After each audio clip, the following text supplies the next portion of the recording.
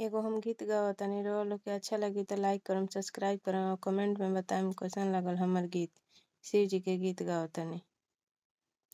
आरे आरे गौरा बेटी झरनाया चरवा हो, आरे आचरा पर लोट तारे गेहुअन साप हो, आरे आचरा पर लोट तारे गेहुअन साप हो।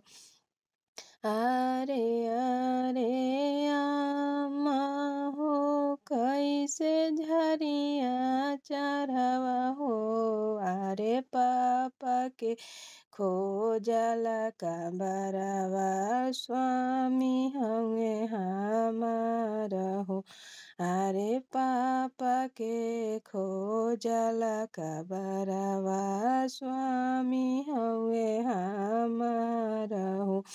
आरे आरे गौरा बेटी झरनाया चरवा हो, आरे आचरा पर लोट तारे गेहुअन साप हो।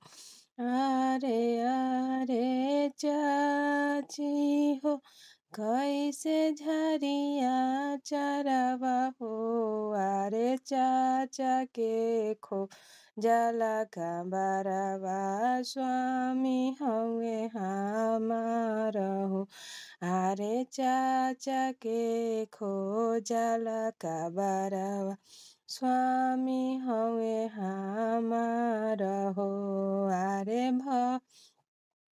आरे भैया के खोजला का बरवा स्वामी हवे हमार हो, आरे भैया के खोजला का बरवा स्वामी हवे हमार हो।